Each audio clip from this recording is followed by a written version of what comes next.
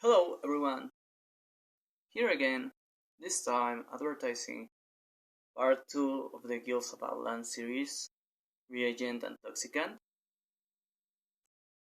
This one continues the story, but with basically a new mission. In the previous book, we are left with a small cliffhanger, a mission appointed by someone important. I don't want to spoil it for those who haven't read. But we don't start with it. We get there. We do get there at some point. But we don't start there. We start with our protagonists meeting a new character who appoints them as her bodyguards. This new character, Natron, is a small fluffy-tailed kobold because I really like fluffy-tailed things, and because I was watching Made in Abyss, watching and reading the manga, and reading reading a Steel Ball Run while I was writing. I came up with this idea of this character similar in design to Nanachi, but with abilities similar to those of Gyro and I'm not kidding. I'm not kidding. And Johnny Joestar, the thing about shooting one's fingernails and the spin and all that. And I thought, let's make these three characters into one, and thus she came to be.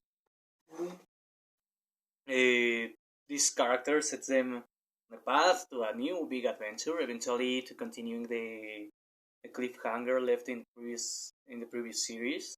And now they have two tasks: facing this large scale mission and keeping this girl safe during during the process.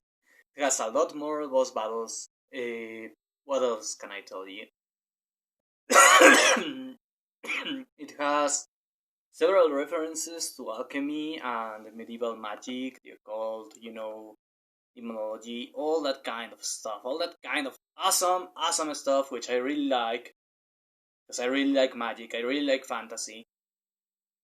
Now, and a constantly growing cast of characters. I mean, this time, first of all, you have this new permanent team member who becomes permanent from now on. Natron, she joins the team and becomes part of it for an indefinite amount of time. You have a really growing cast. You have new characters, returning characters, a lot of waifus. I can tell you. I mean, I decided to design as many female characters, as many likable female characters as possible, because well, that's kind of a hobby for me. I mean, that's the kind of stuff I like in a book, and I don't see it in the West that often. There is a growing pace in the elite RPG market of doing that, but that's something mostly found in Japanese novels. There is a tournament arc. I can guarantee you it will be exciting. There is this tournament arc with really strong characters showcasing their abilities. One of the concepts I decided to use for this novel was the Grand Tour. That's exactly why the new main character, hires the protagonists for a grand tour, and basically it's about travel, exploring the world. In the previous book, the characters explore a few countries, basically, and a few other places. But they don't go beyond the borders of what is technically their country. Instead, they travel by foot, but now this time they go to other countries. They travel by train. They travel by airship because well, it is a steampunk story. It has airships now. As you can see, the female lead has a skimpier outfit on the cover now. Her outfit got smaller. The next one will be bikini armor. I can guarantee. And who knows, maybe the last book she will be wearing absolutely nothing. No, I'm kidding. I'm kidding because I must keep it PG-13. I must keep it safe for work. Well, I did consider reducing her outfit even further. Instead, I will change the style. You have new skills, new abilities, weapon upgrades. This is lead RPG still. So you have weapon upgrades, new skills, a new skill tree, and lots of, of new characters. This time, especially, it's kind of a bit of a how to say boss rush. So you have several characters joining the cast, and really strong ones who are fought almost consecutively. Basically, they defeat a boss and they go after another almost immediately. You have a lot more magic. You have several characters who are extremely powerful. They don't fear that much in the plot. They are extremely powerful. They are relevant. I mean, they don't do much. They are relevant. You have these cast characters who are basically gods, and I'm starting to introduce basically a whole other world, a higher level in the scale. They might not do much for the plot, but as I said, Vision and Gandalf. Gandalf doesn't do much. Gandalf is there, and he's awesome. This guy is handsome and awesome. You have a lot of new world building elements, revelations of how the world was before before the fall of the Twat Day, which is this civilization presented in the first book. It's an ancient fallen civilization. You have a lot more world building, a lot more explanation on how things work. Of course, all carefully integrated into the plot. A lot more fluffy tales because I really love fox girls, wolf girls, dog girls, bunny girls, that kind of stuff. So there are many characters in that style. Not all of them furry, but all of them have cute animal ears and fluffy tails. Not everything can be furry. There is a little misunderstanding, it seems. Not everyone is furry in this book. I don't do that. I really don't do that. I mean, I do write furry stuff, but I don't go for the whole everything is furry or the furries are oppressed. That sucks, man. That's overused in the West. Besides, seriously, this has more wood than the previous one because well, there are more wolves, and there are more details into their culture too because the werewolves are interesting. I mean, I take pride in writing them in a way which basically takes inspiration from really honor based and warlike cultures. Vikings, Spartans, the Klingon. I did take a lot of inspiration of those kind of characters.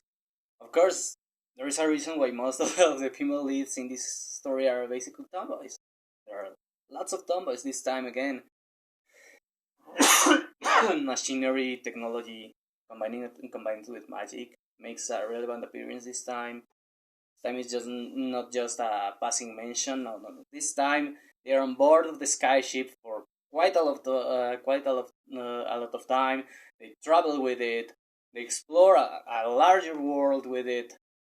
There are trains, as I said, and there are even communication devices. I mean, this is that kind of a story. We are using magic, combining it with the technology to bring a really advanced leap beyond what modern day technology has. What else I can guarantee? Because I don't want to spoil everything. I don't want to spoil the plot this time. And well, I already introduced the setting and the world in the previous video, so I don't know what else I have to say. I can say this gets better and better the more you read. And the third book will be awesome because it will have a lot more stuff, a lot more upgrades, a lot more weapons, a lot more skills, a lot more characters. It keeps growing, and there will be a big reveal in the third book. I need the money to pay the cover artist so I can publish it. It is already in process. I mean, I'm done with writing, with editing. It's time to publish. All I need is the cover. But the third book, it's gonna be awesome. It will really get beyond the scale. As I said previously, this is not a story with lots of permanent deaths. This is not the kind of a story where most characters die, there is no betrayal, that kind of stuff is not common here, so it is all about adventure. about fighting strong opponents, about meeting new characters, about those characters joining the team, leaving without betraying, only leaving to continue with their lives beyond the plot. Something else you will see.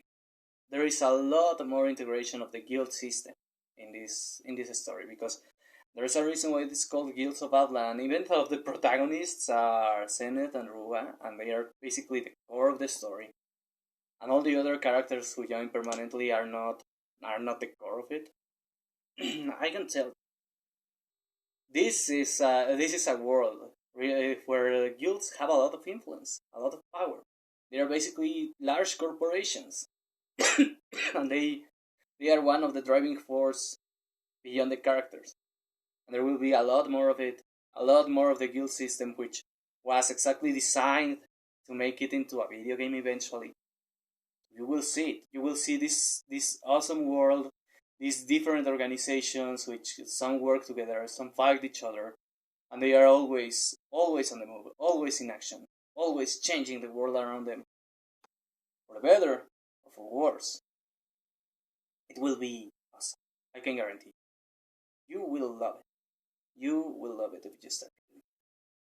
Of course, unless you are not the right audience for this, I'm certain those who don't like fantasy, those who don't like science fiction, odds are they won't enjoy it, because this is only fantasy and science fiction. But don't take my words for granted. Go check it out yourself. Go to the link below, Amazon link. Check it yourself. I'm certain you will love it. And there are some really, really big reveals. I can tell you it will be impressive when you find out the big secret in this story. You will be like, whoa, I can't believe it.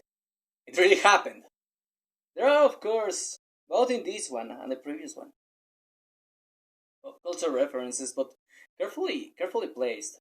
Not like, oh, they are reading, they are watching Buffy the Vampire Slayer. I fucking hate that kind of culture, of pop culture reference. No, I include, for example, I don't know, the title sounds like something in reference to a popular manga or to a popular anime, mostly. A few titles in my novels I make references to Doctor Who, and it's the title of the chapter, which makes the reference without directly mentioning Doctor Who. Is, for example, I don't know, a phrase that became relevant to the show or something. They are carefully hidden. They are Easter eggs. I like Easter eggs. I like pop culture references, but like Easter eggs.